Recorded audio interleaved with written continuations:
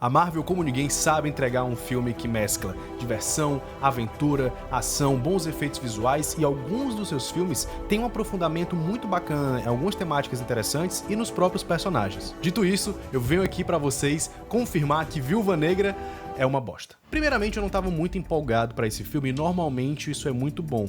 A Loki, eu não tava nem um pouco empolgado e eu já fiz um vídeo aqui no canal, vou deixar aqui no izinho, um vídeo explicando porque que eu acho que a série do Loki é uma das melhores coisas que a Marvel já fez. Ela tem um valor artístico, um valor criativo muito bacana e bem diferente do que a Marvel geralmente faz. E a própria Marvel já entregou filmes com essa temática de espionagem, acabou de entregar uma série regular, mas não ruim, que funciona muito melhor do que esse filme, que foi Falcão e o Soldado Invernal. E o próprio segundo filme do Capitão América, o Capitão América e o Soldado Invernal, o terceiro filme, que é o Capitão América Guerra Civil, todos eles têm uma temática, têm uma abordagem de espionagem muito legal, muito interessante, muito divertida. Só que aqui nós temos uma sucessão de equívocos, uma sucessão de erros que poderiam muito bem ter sido evitados e o que eu acredito ser a conclusão de uma jornada inteira de injustiça com uma personagem que é a personagem da Viúva Negra. Pro histórico da Marvel, esse filme tem efeitos visuais muito bacanas, bastante convincentes, com uma texturização bem interessante, bastante realista, que cumpre os objetivos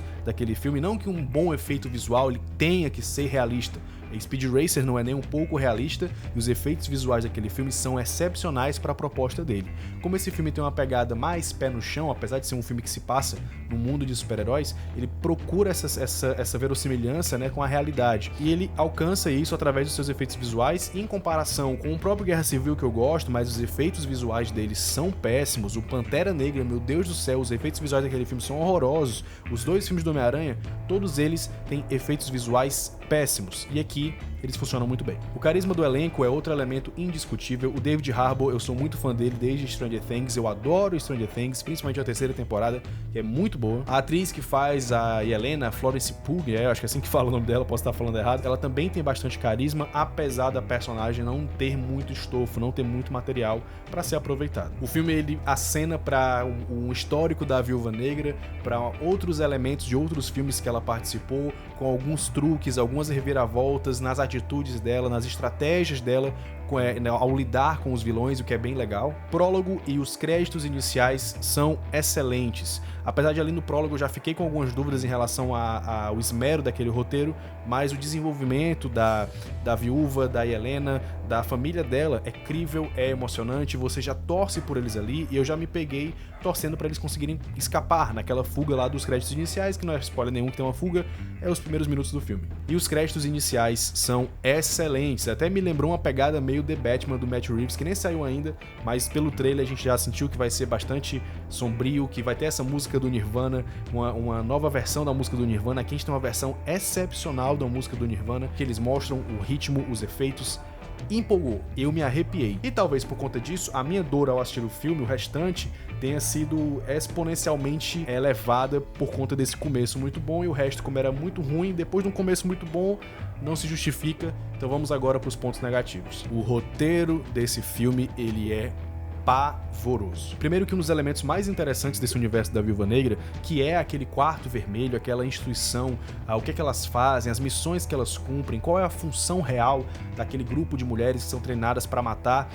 Tudo isso é muito subaproveitado. As viúvas negras, todas as outras, né, toda essa instituição, aparecem brevemente no começo e no final do filme e fica por isso. Acabou o filme, eu não sei o que é que elas fazem, eu não sei para que é que elas estão sendo treinadas, você não vê elas em ação, você só as vê em ação no começo e no final, de forma breve, de forma que não demonstra toda essa ameaça que os personagens citam o tempo todo e fica soando vazio, fica soando gratuito, fica soando que o filme parece que o filme esqueceu esse elemento. E isso também se aplica ao grande vilão, que eu nem lembro o nome dele agora, mas de tão interessante que é o vilão, eu nem lembro o nome dele. O roteiro do filme, ele comete esse equívoco básico que todo mundo que estuda isso aqui de roteiro sabe, que é show, don't tell, mostre e não conte. Ao invés de você focar em um personagem, contar alguma coisa, contar algum elemento importante pra narrativa, que você precisa sentir um impacto emocional, que você precisa comprar aquela história que ele tá contando, aquele elemento que ele tá contando, seria muito mais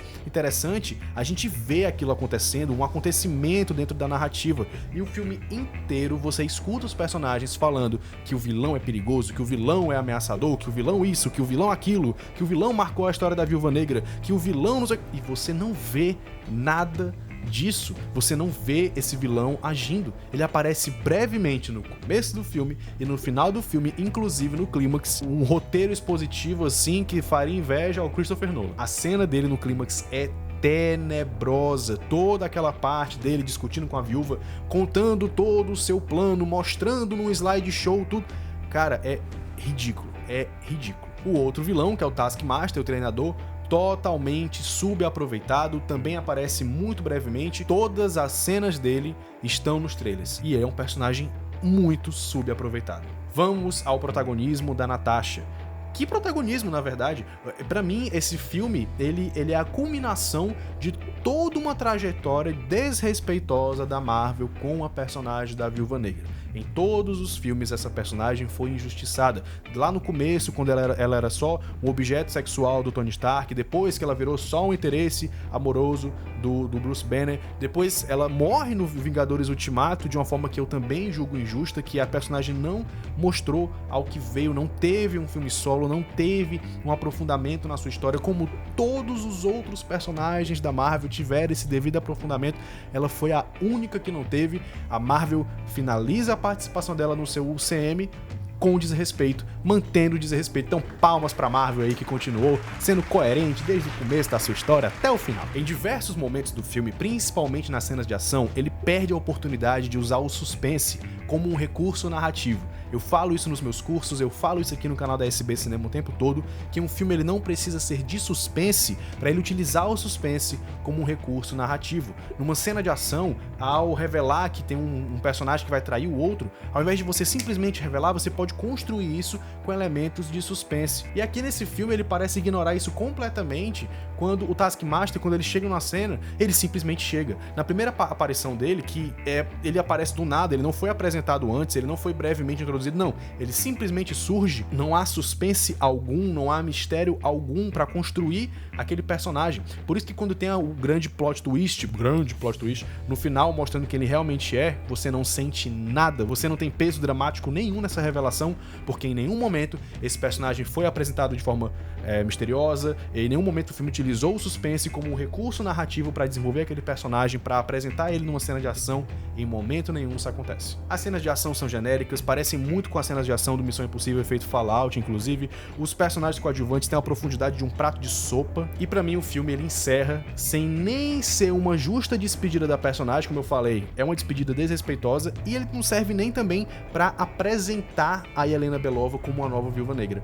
Eu não me importo com ela, eu não tô ansioso pra ver novas aventuras dela, eu não anseio, a cena pós-créditos tanto faz como tanto fez, e a sensação que eu tenho ao final desse filme é que ele não precisava existir, que foi perda de tempo, apesar de nenhum filme ser perda de tempo, mas alguns filmes eles dão essa sensação de perda de tempo. Eu tava na dúvida qual nota dar pro filme, se eu dava 2 de 5, mas eu acho muito, ou se eu dava 1 de 5, mas eu acho muito pouco. Eu vou ser bonzinho, vou dar 2 de 5, é um filme pavoroso, mas ele não chega a ser ao nível do Mulher Maravilha, não chega a ser ao nível do Tenet, do Christopher Nolan.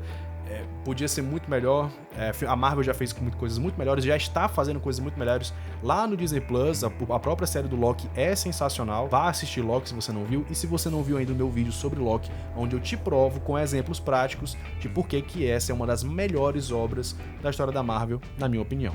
Se você gostou desse vídeo, curte aqui embaixo, comenta a sua opinião sobre o que eu falei sobre o filme, vamos conversar sobre cinema. Se você não está inscrito no canal da SB Cinema, 70% do nosso público não é inscrito. Então se inscreve aqui, ativa o sininho, eu te vejo nos nossos próximos vídeos, um forte abraço e vida longa aos bons filmes da Marvel.